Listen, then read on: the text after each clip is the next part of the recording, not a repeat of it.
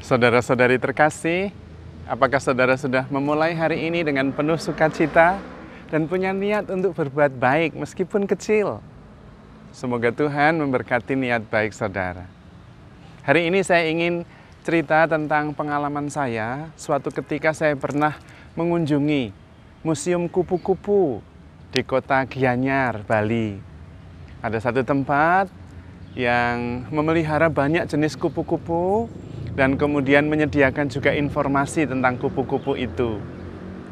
Lalu ada satu bagian yang cukup menarik minat saya.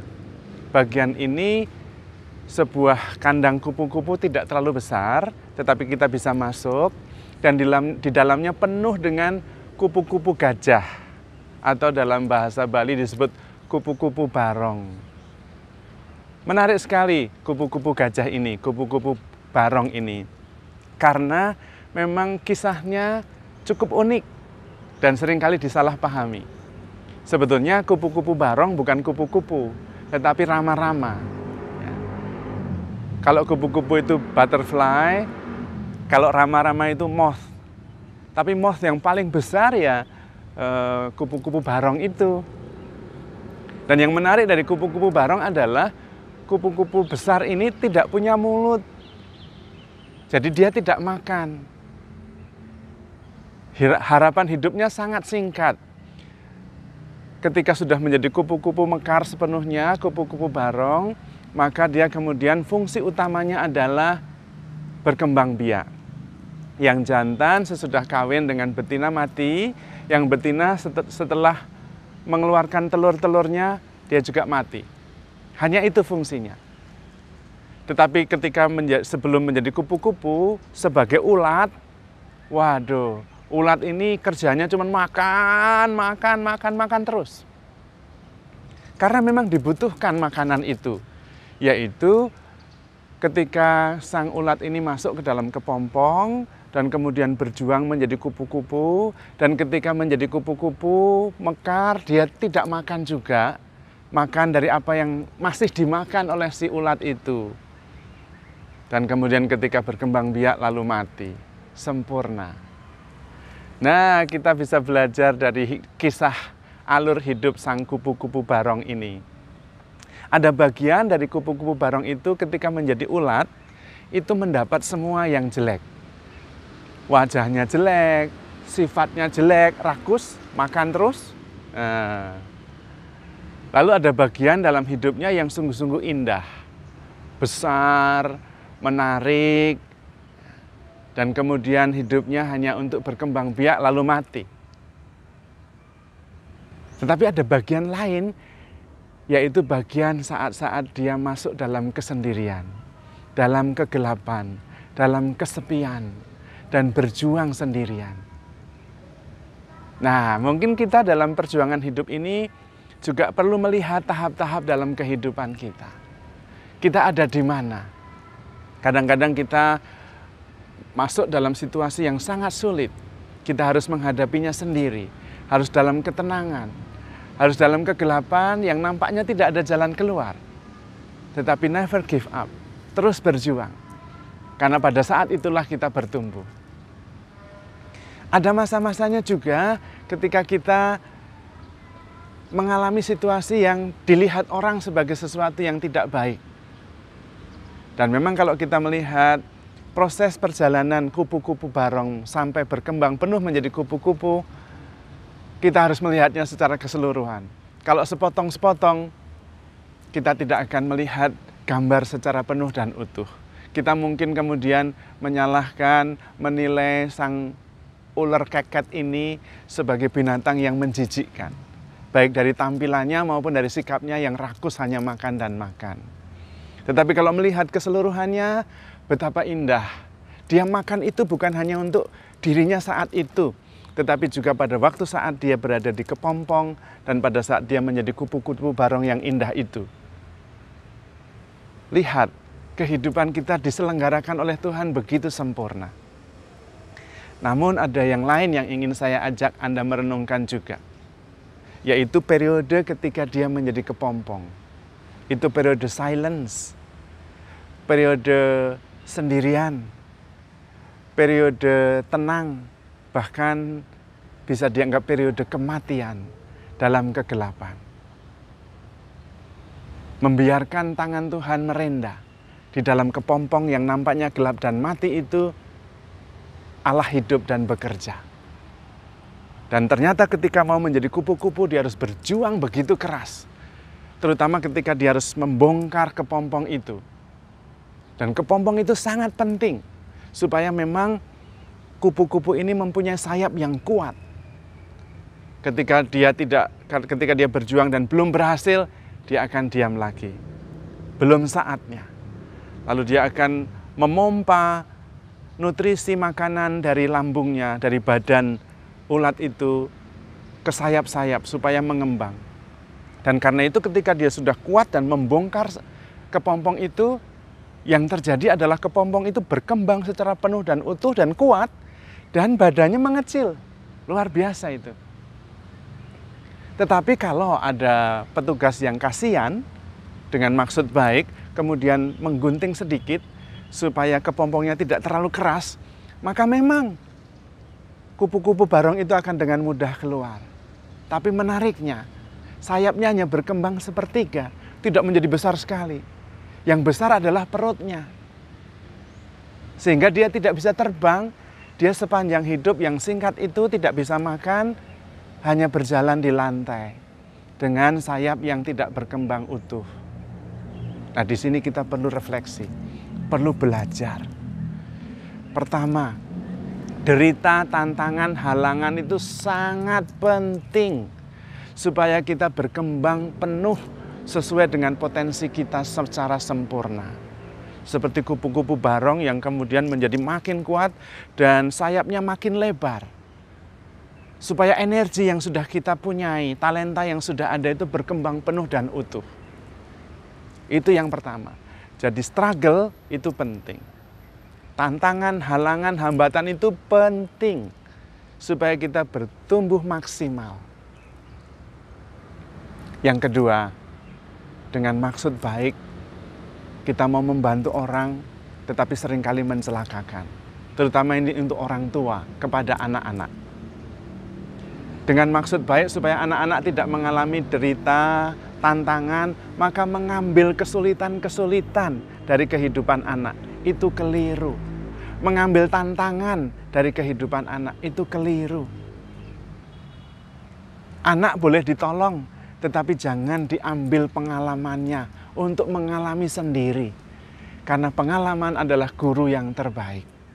Jangan mengambil rintangan, karena rintangan adalah guru terbaik supaya kita mengerti potensi kita dan berkembang penuh secara sempurna. Firman Tuhan sendiri mengatakan, aku menghajar anak-anakku yang kukasihi. Lihat, Allah pun menghajar anak-anak yang terkasih. Disitulah pentingnya. Tapi Romo, apakah kita kalau begitu tidak perlu menolong? Bukan tidak menolong. Menolong boleh, tetapi jangan mengambil pengalaman dari si anak. Contohnya, menolong yang baik adalah ketika anak mau main panjat-panjat pohon, jangan dilarang. Kamu jangan manjat pohon, nanti kamu jatuh. Anak tidak punya pengalaman panjat pohon. Padahal pengalaman memanjat pohon itu luar biasa. Dia bisa menguji apakah dahan ini kuat untuk menahan tubuhnya ketika dia menarik. Dia bisa menguji dan mengalami sendiri apakah tangannya cukup kuat untuk mengangkat badannya, berpegangan pada dahan yang dia andalkan. Tapi Romo, kalau dia jatuh bagaimana? Nah, di sini menolong yang bijaksana.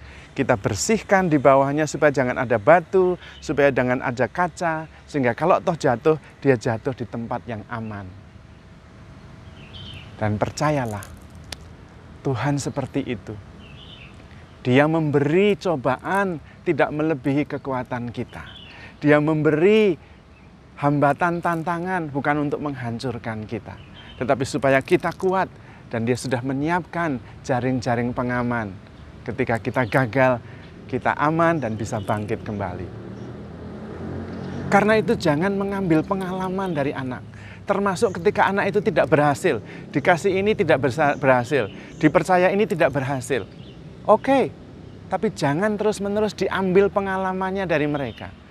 Jangan terus-menerus ditolong, sampai-sampai dia tidak mempunyai pengalaman betapa hancurnya hidup ini. Karena memberi kehidupan yang gampang akan berakhir dengan kehidupan yang sangat sulit. Dan sebetulnya ketika kita menolong, sebetulnya karena kita lemah. Kita tidak mampu, dianggap tidak mencintai orang yang kita cintai. Padahal itulah tingkat cinta yang paling tinggi, yaitu disalahpahami oleh orang yang kita cintai bahwa kita tidak mencintainya. Kita tidak menolong ketika dia membutuhkan. Hanya orang kuat yang bisa begitu. Dan di situ ada iman. Tuhan Bapa sangat mencintai Yesus. Sampai-sampai dia ikhlas disalahpahami oleh Yesus. Sangat mungkin bahwa Yesus sang putra yang dikasihinya itu menyalahkan Bapanya. Kenapa? Karena ketika dia dalam pertolongan, sepertinya Bapanya meninggalkan dia. Dia berteriak di atas kayu salib.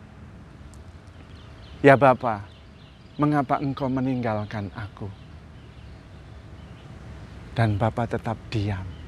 Karena percaya anaknya mengerti dan percaya kepada cintanya. Dan benar, Yesus wafat, tetapi kemudian bangkit mulia. Ikhlas disalahpahami oleh orang yang kita cintai. Itu adalah cinta yang paling tinggi. Bunda Maria juga bisa protes ketika memangku jenazah Yesus di kayu salib. Di bawah kayu salib. Apa artinya Tuhan? Engkau memilih aku menjadi ibu dan aku setia mendampingi anakku, dan sekarang lihat anakku ada di dalam pangkuanku sebagai mayat. Bunda Maria bisa protes, bisa membenci Allah karena derita yang begitu hebat. Tetapi Bapa ikhlas disalahpahami. Seandainya memang Bunda Maria menyalahpahami, tetapi Bunda Maria tidak. Dia tetap percaya. Karena itu saudara-saudara yang terkasih, menolong boleh, tetapi jangan mengambil pengalaman dari orang yang kita tolong.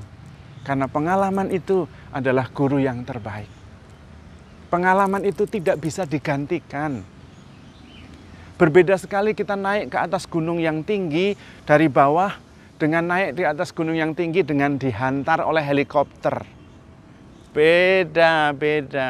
Tidak bisa mengalami derita, tidak bisa mengalami sukacita ketika sampai ke puncak. Dan itulah kehidupan. Aku menghajar anak-anakku yang kukasihi. Derita, tantangan, hambatan sangat penting untuk membuat kita bertumbuh secara maksimal sesuai potensi kita. Jangan menolong atas nama niat baik menolong, tetapi mengambil pengalaman dari orang yang kita cintai. Dan kemudian dia tidak pernah bisa berkembang penuh dan seluruh hidupnya akan berjalan melata di tanah yang seharusnya dia bisa terbang tinggi. Kita harus kuat. Mencintai berarti pada tahap yang paling tinggi dianggap tidak mencintai oleh orang yang kita cintai demi kebaikannya. Yang kedua, dalam mencintai yang benar adalah ada iman, ada percaya bahwa orang yang kita cintai itu mampu menghadapi derita itu dan akan berkembang sesuai dengan potensinya. Kita harus belajar dari pengalaman Tuhan Yesus, belajar dari pengalaman Bunda Maria. Tuhan sangat mengasihi kita, terutama saat kita menghadapi derita dan saat kita merasa bahwa Tuhan meninggalkan kita. Pada saat itulah Tuhan menggendong kita menjadi pribadi sempurna, terbaik sesuai dengan talenta kita masing-masing. Maka kita belajar dari kupu-kupu gajah, kupu-kupu barong, supaya kita menjadi lebih bijaksana, lebih kuat, dan lebih beriman. Dan tetap percaya bahwa Tuhan mendampingi, Tuhan menemani kita, meskipun tidak seperti yang kita bayangkan. Tuhan sangat mengasihi kita, maka dalam perjuangan itu juga kita tetap harus handle ourselves with care, because you are loved. Tuhan memberkati.